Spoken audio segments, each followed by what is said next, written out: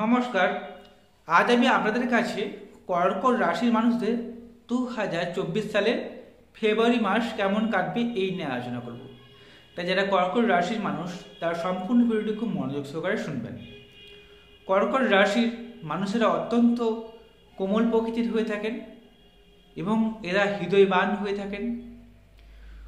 সবার সঙ্গে অ্যাডজাস্ট করে চলা, দুঃখকে হাসি মুখে গ্রহণ করা এদের মধ্যে একটা স্বভাব থাকে। এদের বাইর থেকে দেখলে যেমন শক্ত মনে হয়, ভিতরটা ঠিক তেমনই প্রচণ্ড নরম, অর্থাৎ নারকেলের মতো। বাইরটা শক্ত, ভিতরটা শ্বাসে ভরা। এই কর্কট রাশির মানুষেরা এমনই হয়ে থাকেন। এই কর্কট রাশির মানুষের 2024 সালে ফেব্রুয়ারি মাস কেমন কাটবে এইটা হচ্ছে আপনাদের আজকে আলোচ্য বিষয়। কর্কট রাশির দ্বিতীয় ঘরের অধিপতি রবি, সে সপ্তমভাবে রয়েছে। আগামী 16 ফেব্রুয়ারির পর থেকে সে সপ্তম ভাব ত্যাগ করে অষ্টম ভাবে গমন করবে এবং তৃতীয়ভাবে অবস্থান করছে কেতু। তৃতীয় ঘরের অধিপতি বুধদেব, সে সপ্তম ভাবে অবস্থান করছে। সপ্তম ভাবে অবস্থান করবে আগামী 12 ফেব্রুয়ারির পর থেকে শুক্র গ্রহ। 5 ফেব্রুয়ারির পর থেকে মঙ্গলদেব। অষ্টমভাবে রয়েছে শনিদেব। নবমভাবে রয়েছে অর্থাৎ ভাগ্যভাবে রয়েছে রাহু। দশমভাবে রয়েছে বৃহস্পতি গ্রহ। এই হলো গ্রহদের গোচরগত অবস্থান। আমি প্রথমে বললাম ফেব্রুয়ারি মাসে। এরই পরিপ্রেক্ষিতে আলোচনা করব এই কর্কট রাশির মানুষদের 2024 সালে ফেব্রুয়ারি মাস কেমন কাটবে। নমস্কার, আমি অ্যাস্ট্রোলজার প্রণবাচার্য। আপনারা দেখছেন অ্যাস্ট্রোলজার বেঙ্গলি। এই চ্যানেলে আপনাদের সকলকে স্বাগত জানাই। আমরা নতুন হয়ে থাকলে চ্যানেলটিকে সাবস্ক্রাইব করবেন, বেল চিহ্ন টিপবেন, অল নোটিফিকেশনে ক্লিক করে দেবেন। এর ফলে আমার প্রত্যেকটি ভিডিও আপলোড করা মাত্রই আপনারা সবার আগে নোটিফিকেশনটি পেয়ে যাবেন। এছাড়া আপনারা যদি আমাকে জন্মছক বিচার করা চান তাহলে মোবাইল নাম্বার রয়েছে, এই মোবাইল নাম্বারে যোগাযোগ করবেন। শুরু করছি কর্কট রাশির মানুষদের 2024 সালে ফেব্রুয়ারি মাস কেমন কাটবে। কর্কট রাশির দ্বিতীয় ঘরের অধিপতি রবি, সে অষ্টমভাবে অবস্থান করবে আগামী 16 ফেব্রুয়ারি পর থেকে। তার আগে থাকবে সপ্তমভাবে। দ্বিতীয় ঘরের অধিপতি অষ্টমভাবে থাকার জন্য, অবস্থান করার জন্য আমাদের সেভিংস করতে একটু সমস্যা দেখা দেবে, তবে আর্থিক রোজগার অবশ্যই দেবে। যেহেতু সপ্তমভাবে প্রথমে অবস্থান করার জন্য, সপ্তমভাবে একাধিক গ্রহের অবস্থান করছে। প্রথমে আমি দাম্পত্য জীবনের কথা এসে যাচ্ছি, কারণ সপ্তমভাবে একাধিক গ্রহের অবস্থান। প্রথমে রবি থাকছে 16 তারিখ অবধি, তারপরে 12 তারিখের পর থেকে শুক্র গ্রহ অবস্থান করবে, বুধদেব অবস্থান করেছে, মঙ্গলদেব 5 তারিখের পর থেকে অবস্থান করবে। অতএব সপ্তমভাবে একাধিক গ্রহের সমন্বয় করছে। সপ্তম ভাব হচ্ছে কেন্দ্র ভাব। সপ্তমভাবে যখন একাধিক গ্রহের সমন্বয় করবে তখন একাধিক গ্রহের সমন্বয় হওয়ার জন্য ওই ঘরটা ডিসব্যালেন্স হয়। যখন 3টি 4টি গ্রহ যখন একটা রাশিতে অবস্থান করে, সেই ঘরটাকে ডিসব্যালেন্স করে দেয়। কারণ শত্রু মিত্র ব্যাপারটা থাকে তো। কারণ বুধের শত্রু মঙ্গল, শুক্রের শত্রু মঙ্গল, আবার বুধের মিত্র হচ্ছে শুক্র, আবার রবির শত্রু হচ্ছে শুক্র। ঠিক আছে, এই জন্য এই ঘরটা ডিসব্যালেন্স হয়ে যায়। কেউ কারো নিজের মতো করে ফল দিতে পারে না, তখনই সমস্যা দেখা যায়। সপ্তমভাবে এরকম ধরনের সমন্বয় হওয়ার জন্য দাম্পত্য জীবনে প্রথমত সমস্যা অবশ্যই আসছে কর্কট লগ্নের মানুষদের। যদি আপনার জন্মছকে মাঙ্গলিক যোগ থাকে তবে 5 ফেব্রুয়ারির পর থেকে মাঙ্গলিক যোগটা এই সময় অ্যাক্টিভ হয়ে যাবে। সপ্তমভাবে মঙ্গলদেব অবস্থান করবে। এরপর স্বামী স্ত্রীর মধ্যে রাগ জেদ তৈরি হবে, বন্ডিং প্রবলেম দেখা দিতে পারে স্বামীর দাম্পত্য জীবনের ক্ষেত্রে, এবং সেই সঙ্গে নিজেদের মধ্যে রাগ জেদ তৈরি হতে পারে। লগ্নে বা রাশিতে দৃষ্টি প্রদান করবে, এর ফলে মানসিক সমস্যা। একাধিক গ্রহ যখন রাশিতে দৃষ্টি প্রদান করবে, লগ্নে দৃষ্টি প্রদান করতে তখন মানসিক টেনশন, চাপ তৈরি হতে পারে।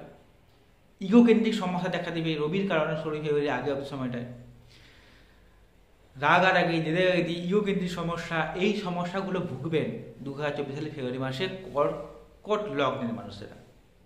সেই সঙ্গে মানসিক চাপ, হতাশা, দুশ্চিন্তা, ভয় ভয় ভাব এগুলো কাজ করবে। তবে যে কোনো কাজে উদ্যম প্রচুর থাকবে, এটাই আমি বলতে পারি। এবং সেই সঙ্গে চতুর্থ ঘরের অধিপতি সপ্তমভাবে থাকার জন্য গৃহ সুখকে অবশ্যই বৃদ্ধি করাবে। ঘরের মধ্যে সুখ শান্তি অবশ্যই বিরাজ করবে, ঘরের মধ্যে আনন্দ অনুষ্ঠান তৈরি হবে। আপনাদের রাশির পঞ্চমাধিপতি এবং দশম ঘরের অধিপতি সপ্তমভাবে থাকবে। যদি মাঙ্গল্য তৈরি করছে কিন্তু সেখানে তুঙ্গ হয়ে যায়, মকর রাশি করে মঙ্গলদেব তুঙ্গ হয়। তুঙ্গ হওয়ার জন্য উচ্চশিক্ষার জন্য সময়টা খুব ভালো, প্রেম থেকে বিবাহ হওয়ার সময়টার জন্য খুব ভালো। মাঙ্গলিক যোগ আছে মানে বিয়ে হবে না, একটা ভুল কথা, কারণ সপ্তমে শুক্রও রয়েছে, সে প্রেমের জন্য পারফেক্ট একটি গ্রহ।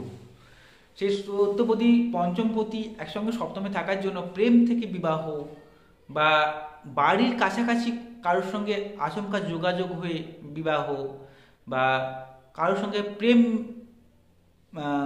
হওয়া, ঠিক আছে, নতুন প্রেমের কোনো যোগাযোগ আসার জন্য সময়টা অত্যন্ত ভালো, এটুকু বলতে পারি।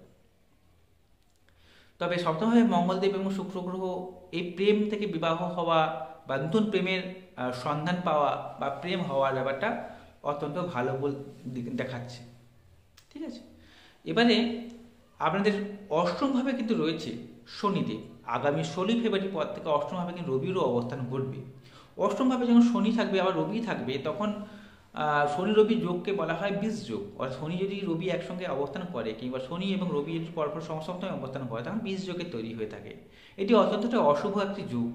অষ্টমভাবে এই যোগ তৈরি হওয়ার জন্য চোরাঘাত লাগার একটা ভয় থাকবে, গা হাত ব্যথা হওয়া, চোখের সমস্যা হওয়া, হাড়ের সমস্যা হওয়া, কোমরের ব্যথা বেদনা, চোট আঘাত লাগা, মাথায় আঘাত লাগা, ডান পায়ে শরীরের দক্ষিণ অঙ্গে আঘাত লাগার একটা ভয় থাকছে। মামলা মোকদ্দমায় জড়িয়ে পড়তে পারেন, মামলা মোকদ্দমায় যদি যুক্ত থাকেন সেই মামলা মোকদ্দমাকে দীর্ঘমেয়াদী পর্যন্ত করে দিতে পারে এই সব অষ্টমভাবে এই যোগ থাকার জন্য। তবে জন্মছকে যদি এই শনি রবি যোগ না থাকে বা বর্তমান সময় শনি দশা বা রবি দশা বা অন্তর্দশা না চলে, তাহলে এতখানি ভয় থাকছে না।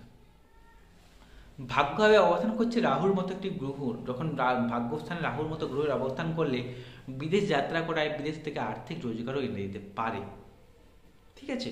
আবার নবমভাবে যদি রাহু অবস্থান করছে, বাবার সঙ্গে মনোমালিন্য হওয়া বা উচ্চশিক্ষা প্রাপ্তিতে বাধাপ্রাপ্ত হওয়া কিংবা গুরু কৃপা লাভে বঞ্চিত হওয়ার একটা ভয় রয়েছে। দশমভাবে রয়েছে বৃহস্পতি গ্রহটি, অত্যন্ত শুভ এটি, কারণ বৃহস্পতি গ্রহ ষষ্ঠাধিপতি এবং নবম ঘরের অধিপতি দশমভাবে থাকার জন্য রাজযোগ তৈরি করেছে। দশমভাবে এই শুভ রাজযোগ তৈরি হওয়ার জন্য আমাদের ভাগ্যের সমস্যা থাকলেও কোনো সমস্যা নেই, এই ভাগ্যের এই যে বাধাগুলোকে কাটিয়ে দিতে পারে এই বৃহস্পতি গ্রহ দশমভাবে থাকার জন্য। সেই সঙ্গে শত্রু অবশ্যই নাশ হবে, কোনো শত্রু আপনার কোনো ক্ষতি করতে পারবে না, শত্রু মিত্রতে পরিণত হয়ে যাবে এবং যে কোনো কম্পারেটিভ এক্সাম অর্থাৎ প্রতিযোগিতামূলক পরীক্ষায় আপনাকে জয়লাভের সাহায্য করবে এই বৃহস্পতি গ্রহটি। এবং চাকরিমুখী যারা পরীক্ষা দিচ্ছেন সেখানে পাশ হয়ে যাওয়া, ইন্টারভিউতে পাশ হয়ে যাওয়া, নতুন চাকরি পাওয়ার জন্য সময়টা অত্যন্ত ভালো, সরকারি কিংবা বেসরকারি উভয় ক্ষেত্রে। এই বৃহস্পতি গ্রহ দশমভাবে থেকে দ্বিতীয়ভাবে দৃষ্টি প্রদান করছে, এর ফলে যারা কথা বেঁচে খান সময়টা অত্যন্ত ভালো। সেই সঙ্গে যারা দালাল সেলসম্যানের কাজকর্ম করেন তার জন্য সময়টা খুব ভালো। যারা শিক্ষক স্কুলে পড়ান বা টিউশনি পড়ান, যারা অ্যাডভাইসমূলক কাজের সঙ্গে যুক্ত হয়েছেন, যারা পুরোহিত, অত্যন্ত ভালো সময় এটি বলা যেতে পারে। এই সকল পেশার সঙ্গে যে যুক্ত রয়েছেন তারা এখান থেকে উন্নতি লাভ করবেনই করবেন এই ফেব্রুয়ারি মাসে, এইটুকু বলতে পারি। তবে আমি যে কথাগুলো ভালো খারাপ সবই যে বললাম কথাগুলো, দেখুন সব ভালো খারাপ নিয়ে তো মানুষের জীবন চলে, সব যে ভালো হবে এমনটা নয় বা সব যে খারাপ হবে এমনটা নয়, ভালো খারাপ নিয়ে মানুষের জীবন চলে। এবারে কতখানি আপনি ভালো ফলাফল পাবেন, কতখানি আপনি খারাপ ফলাফল জীবন চলার ক্ষেত্রে পাবেন, তা নির্ভর করবে সম্পূর্ণ আপনার জন্মছক বা ঠিক যোগসী যেটি আপনার বাড়িতে রয়েছে। আমি তো আপনার জন্মছক বা ঠিক যোগসী দেখতে পাচ্ছি না, শুধুমাত্র গ্রহদের গোচরের উপর ডিপেন্ড করে কথাগুলো বলছি। তো অনেকের জীবনের সঙ্গে মেলে আবার অনেকের জীবনের সঙ্গে মেলে না, এর প্রধান কারণ এটাই জন্মছক বা ঠিক যোগসী। কারণ আমরা কর্কট লগ্ন সাপেক্ষে শুভ গ্রহ যেমন চন্দ্র, রবি, মঙ্গল এবং বৃহস্পতি এই গ্রহগুলো যদি কেন্দ্রকোণে অবস্থান করে থাকে কিংবা এই সকল গ্রহ যদি দশা বা অদশা চলে থাকে, তাহলে আমার ভালো ভালো কথাগুলো অবশ্যই আপনার জীবনের সঙ্গে অবশ্যই মিলবে এবং পাবেনই। তাই অতি অবশ্যই আপনারা জন্মছকে বিশ্লেষণ করাবেন। আপনারা যদি আমাকে জন্মছক বিচার করা চান তাহলে আমার এই মোবাইল নাম্বার রয়েছে, এই মোবাইল নাম্বারে যোগাযোগ করবেন। যদি অনুষ্ঠানটি ভালো লেগে থাকে চ্যানেলটিকে সাবস্ক্রাইব করবেন। নমস্কার, সকলে ভালো থাকুন, সুস্থ থাকুন।